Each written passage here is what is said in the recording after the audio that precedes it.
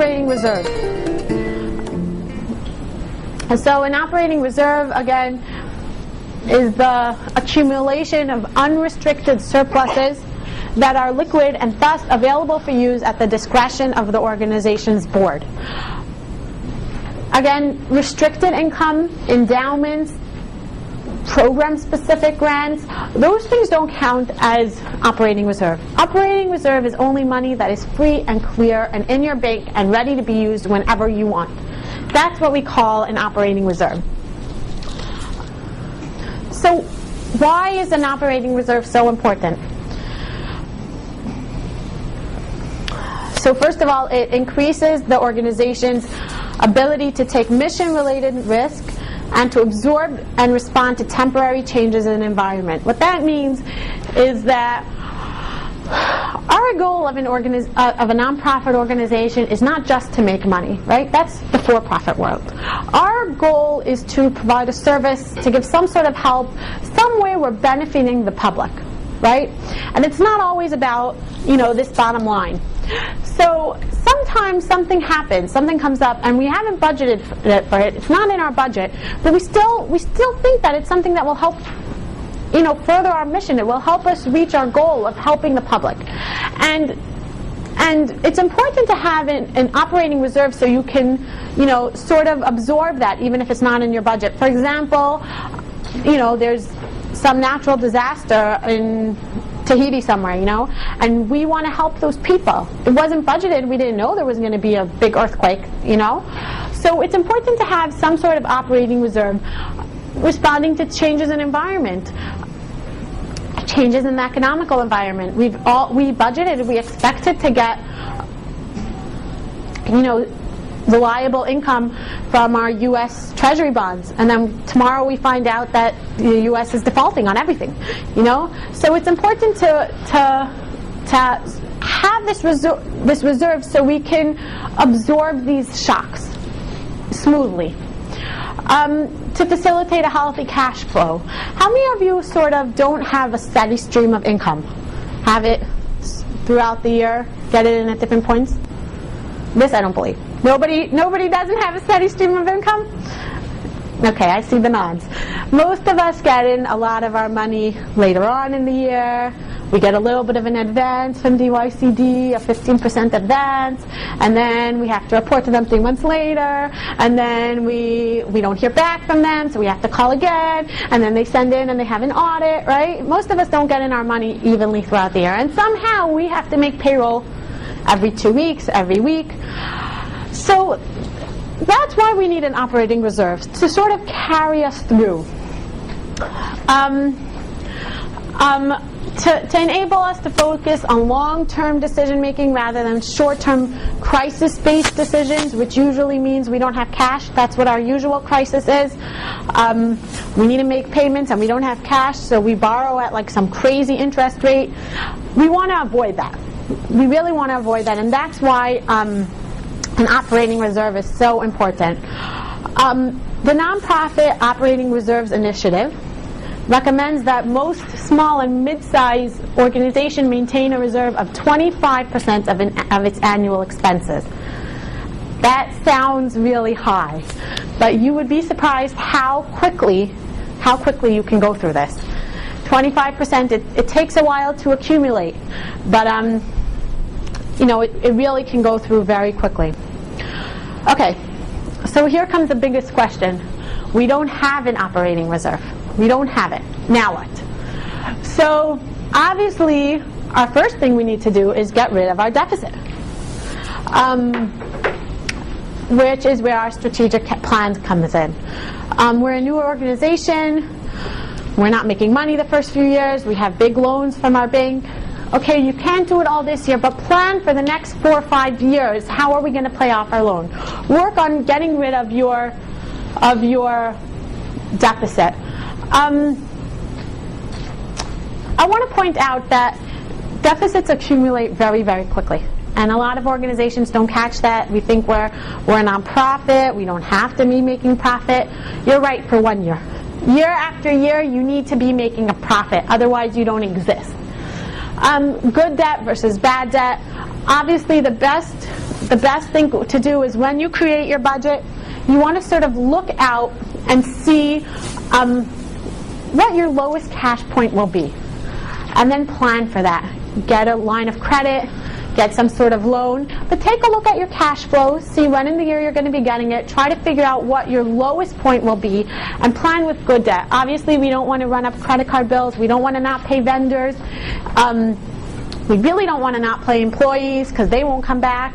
So you really want to have this good debt, try to get a line of credit, some sort of loan, some sort of backing that can help you get through these dry periods. A fundraising campaign. It's okay to have a fundraising campaign just to get operating reserves. Most people think operating reserves aren't so important. I don't need them. Why should I fundraise? I should only fundraise if I have an immediate purpose. No, operating reserves is essential. It's essential to your organization. It's essential to helping it run. And it's okay to have a fundraising campaign just to build an operating reserve. Increasing follow-ups on accounts receivable. That's a big one. There's really no point in running after new money when you have money that you deserve that isn't being collected. I've seen organizations have 40-50% of their annual income running into accounts receivable year after year. Accounts receivable, if it's never going to be collected, doesn't count as an asset, really. You have to work on following up on it. If it means getting volunteers to make phone calls, print out a very long list, even if it's 35 pages of individual open accounts, and have someone sit and make phone calls and send letters and make phone calls again and send more letters. It's a big part of getting your operating reserve. Make sure that you follow up on all your receivables. Requesting that donors unrestrict their contributions. This is something actually very important. Most of us think that restrictions are sort of, this is what the money was meant for, but really, if our organization is going to fall apart, then they would have rathered us use the money for general operating. No, it's not like that. If a donor restricts a contribution, even if it's a $5 contribution, you cannot use it for general operating. And if you do, the IRS can get rid of your 501c3 status. And more than ever, the IRS is paying attention to it now. There have been a lot of audits recently where they've been paying attention to that.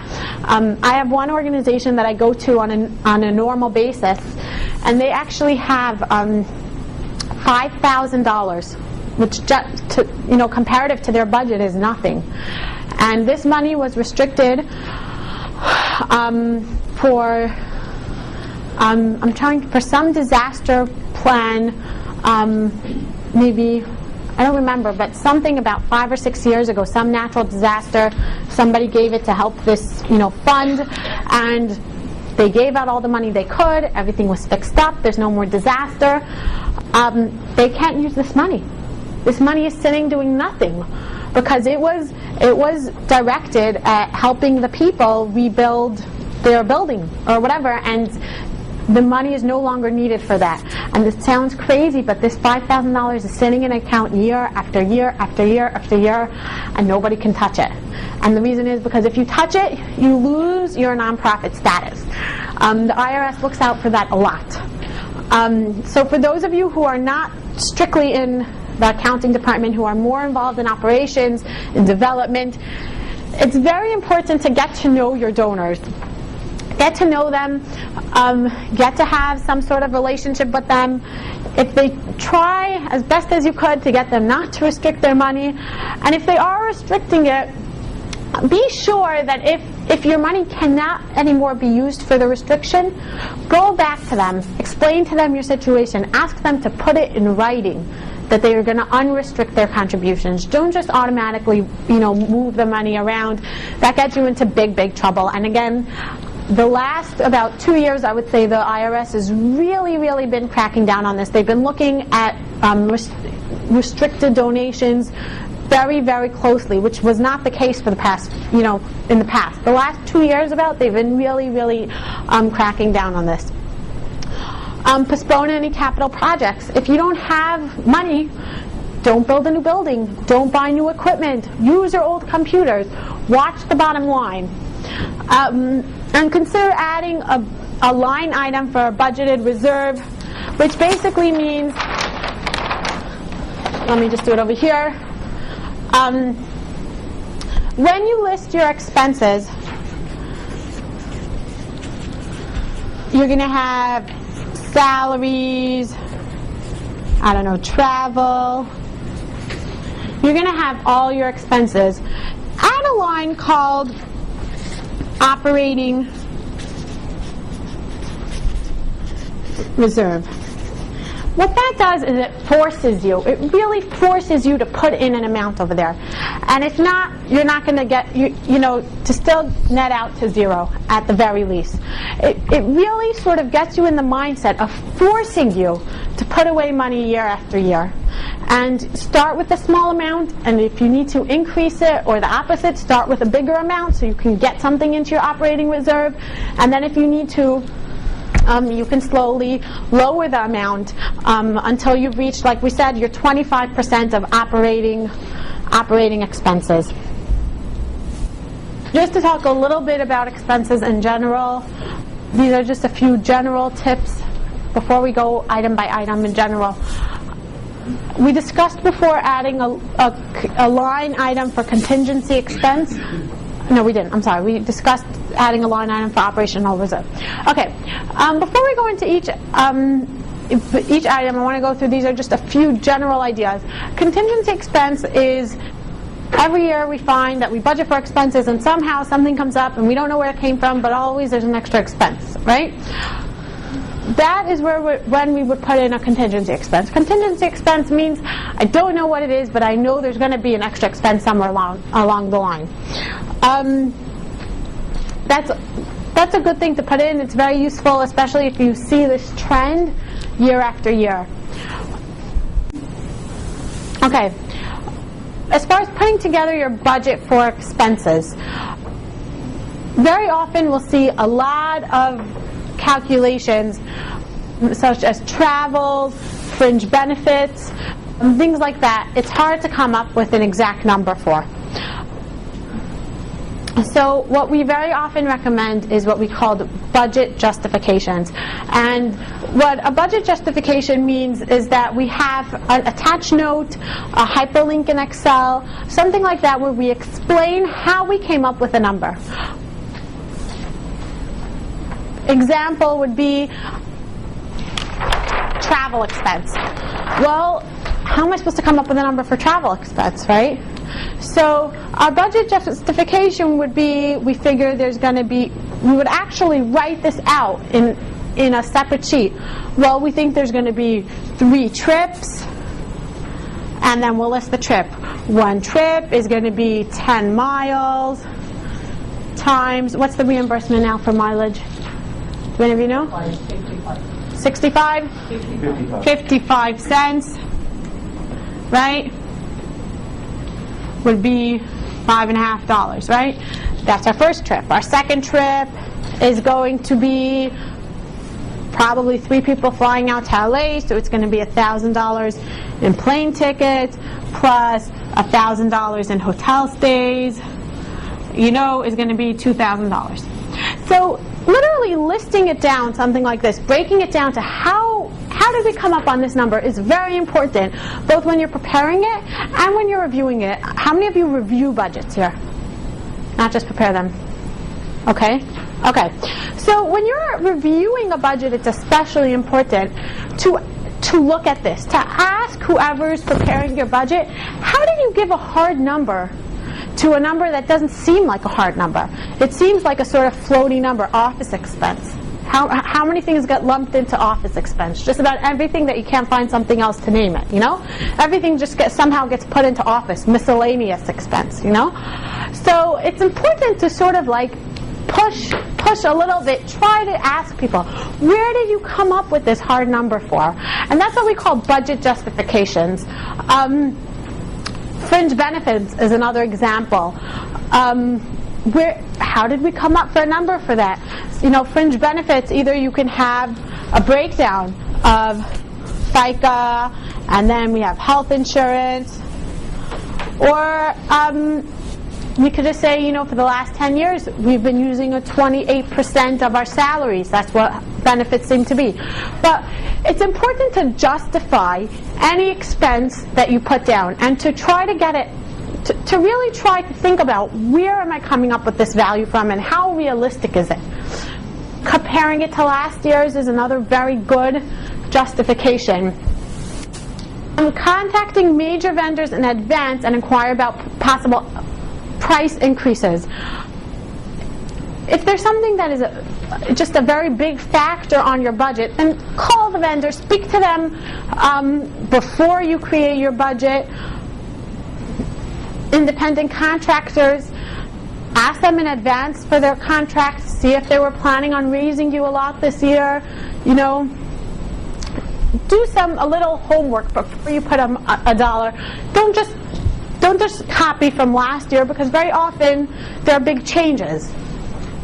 If you find that it's the same expense year after year, then yeah, you should build that straight into your budget.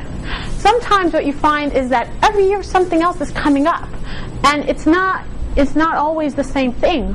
But somehow, even though we seem to be, doing our expenses on a normal basis, somehow we're always a little short.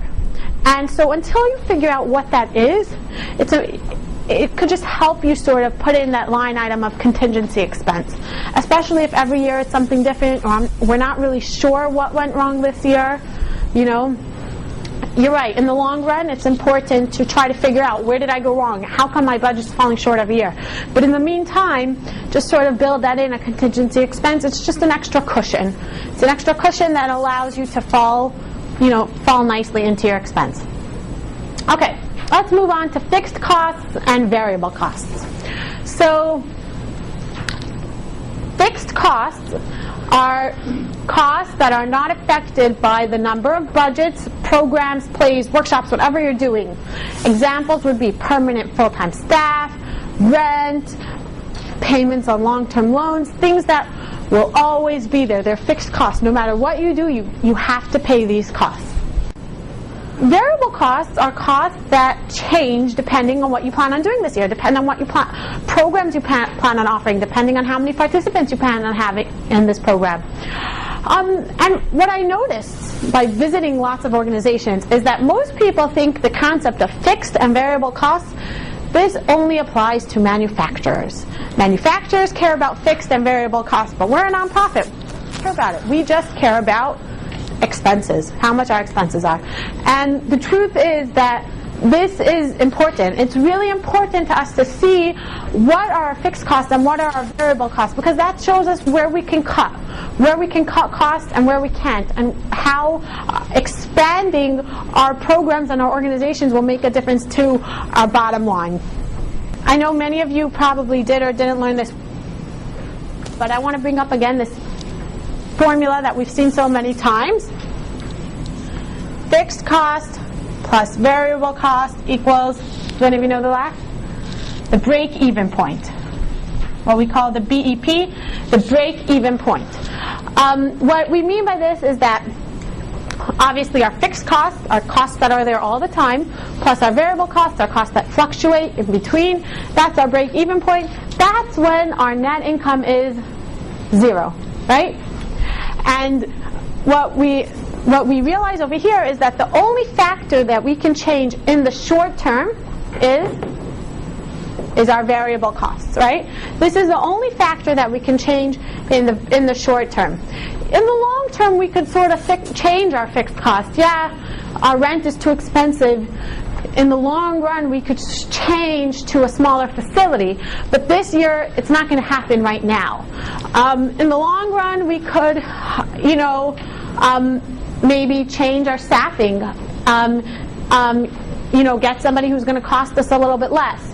But for right now, that's not something we could change. Our fixed costs are here for this year. They're not things we can change this year. So if we're having a problem with our budget this year, the only things that we can change are our variable costs. Okay? Now, what we obviously need to realize is that very often we don't just want to break even, right? As we said, we're working towards building a contingency reserve, you know, an operating reserve. We want a little leg room, we want a little cushion, and so obviously we have to add that into our formula where we would have fixed cost plus variable cost plus what we're going to call our reserve or our net income that we want to produce for that year. If that is our budget for the year, then we sort of have to add that in, and that will equal our break-even point. Does everybody see? Okay.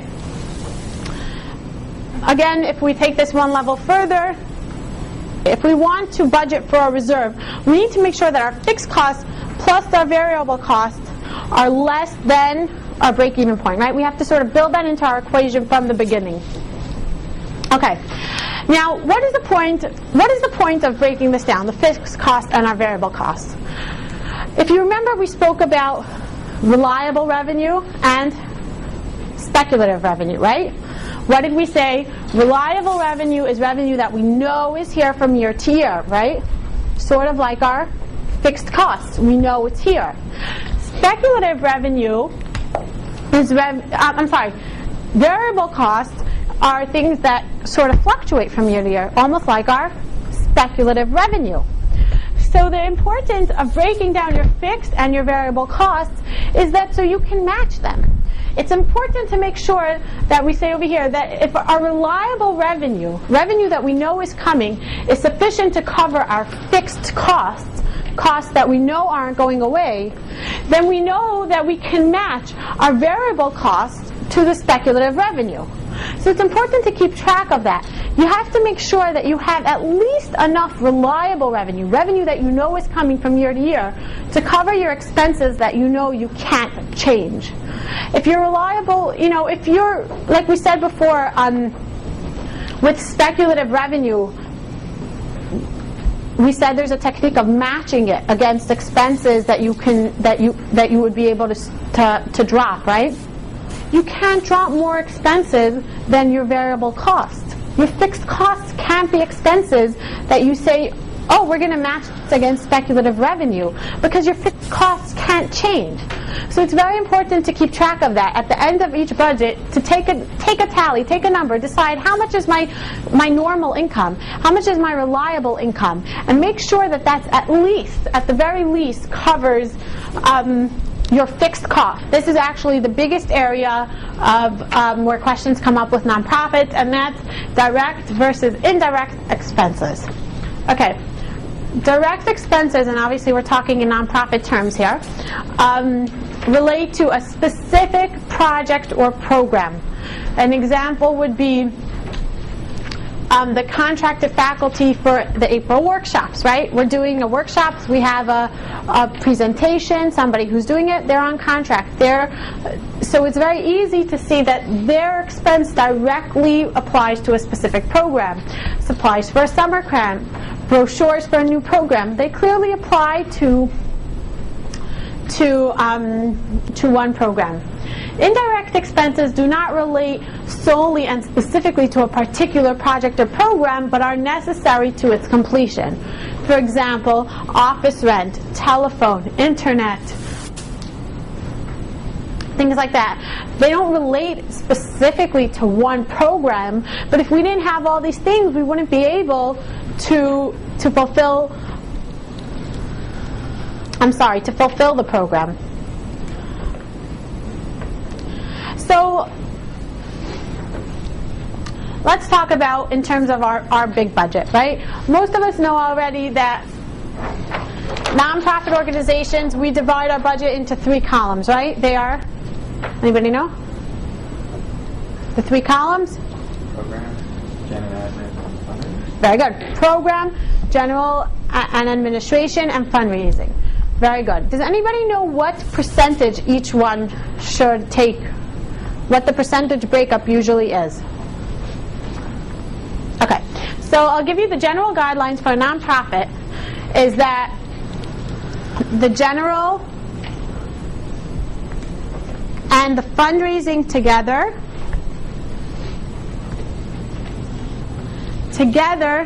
have to be, cannot exceed 30%. If your general and administrative expenses with your funding expenses together, if they reach 30%, you are at risk of losing your nonprofit status. Okay? Traditionally, we try to keep it below 25%. You don't want to get anywhere close to that 30%. 30%, you really risk losing your nonprofit status. So, which means that we need at least 70% of our expenses to come from program, right? At least 70 have to come from program. So what we often find is that organizations take all their direct expenses, right, and we put it under program. So over here we will have our I don't know, teachers, if you're a school, obviously, or our, our rental, whatever, anything that, our supplies for the program. We're having a big event, so we'll put our venue here. And this is what we put under program expense. And then anything that we don't know where to put it goes into general and administration, right? Because we don't know where to put it. So it always falls into general and administration. The problem with that is that our general expenses keep getting higher and higher and higher and higher, and we almost reach this 30%, right? And that's where we have to be careful. When we get close to this 30%, it means we're in big trouble. Okay, so what about our CFO? How is his administration? Okay, so we're going to see. Temporary staff. Also, depend what their function is. Okay, office supplies. Percent should be. Okay, a percentage. Telephone. Same thing. Percentage. Okay, how about furniture and equipment? It could be direct costs. Could be indirect, depending on the expenses. Okay, so again, we're going to go through these things. Staff training. What's staff training? Internal staff. Okay, that's generally something that would be general. So we're going to go through soon. We're going to go through how do we decide, how do we allocate some of these expenses. So again, the goal is we don't want to lump everything into general and administrative. That puts us at big risk if we get this too high. So let's go through salaries and wages. Before we discuss how you allocate, I wanted to talk about salaries and wages in general. Salaries and wages very often gets lumped together in one line, and most of us, it is our biggest expense, right?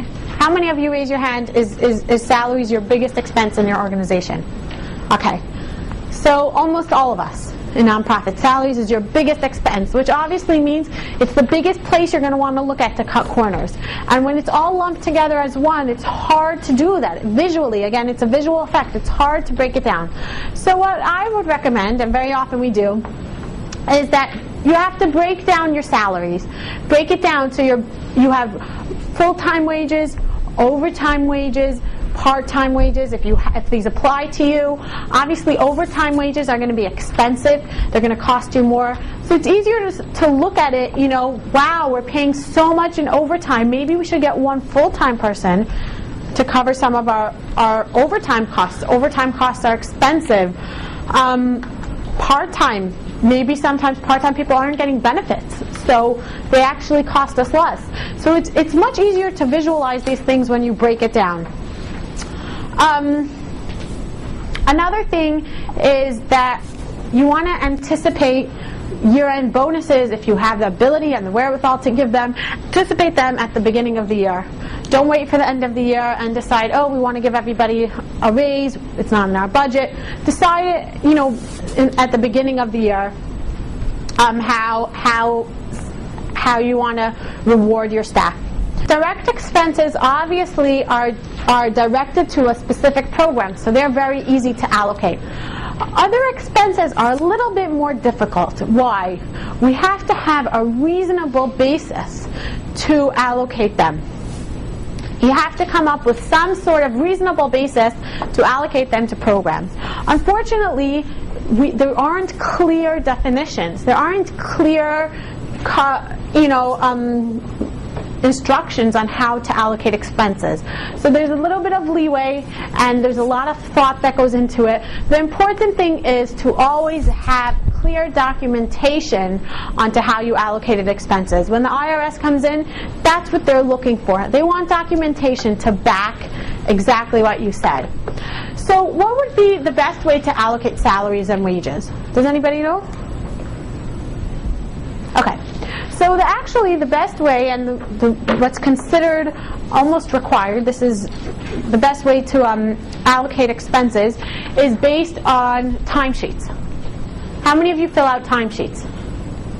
How many of you fill them out based on your actual time, as opposed to at the end of the month or before the month you say, I'm going to spend 30 hours on this program, I'm going to spend 10 hours on that program? Any of you do that? Okay. Timesheets should really be filled out, and a timesheet should look like this. A timesheet should have a name, and then each day, right? And then the hours should be broken down by program. So you have program 1, program 2, program 3, and then this would be just general hours that aren't applied to a program. And here would be your total. Really push people to fill out their timesheets appropriately. You want to sort of really fill out how you spent your day, on which programs you spent your day, and the cumulative effect of all this will give you a better feeling of what programs people are spending their time on. Besides for budgeting, it's a great tool operationally to see how much time and energy people are spending on each program. Sometimes you'll see all of a sudden that a program that's not bringing in income, people are spending tons and tons and tons of time. The biggest example of that is a fundraising campaign. How many of you spend way too much time on your fundraising campaign and barely bring in any money? That's a big one. So again, your timesheets need to be filled out, and then we allocate our expenses accordingly. This is especially important with government contracts. Even though the IRS, you can have other ways of allocating expenses, if you have government contracts, you're required to allocate your salaries based on your timesheets. If you don't have timesheets, that could be a finding if you have government contracts. So, when the OECD, any of these other government agencies come in and audit you, they're looking for your timesheets. And if you don't have timesheets that are filled out, it can be a finding. Another thing that's very important that could also be a finding is that timesheets need to be signed off by that person's supervisor, not by accounting. Because if you're the controller, you're the accountant, you're the bookkeeper, how are you supposed to know how many hours a person should have spent on each program? How are you supposed to know how many hours the camp was, how many hours the program was? So it's important the person's supervisor needs to sign off on the timesheet before they make it to accounting. If you're in the accounting department and you're getting timesheets that aren't signed off on, don't accept them. And the reason is because when an auditor comes in, accounting gets in trouble. Not the program directors don't get in trouble. So don't let that happen. When you get timesheets, make sure the supervisor signs off on them. If they're not signed off them, send them back. And if people say we don't want to, say, well, we're required to. We're audited. We don't want to get in trouble.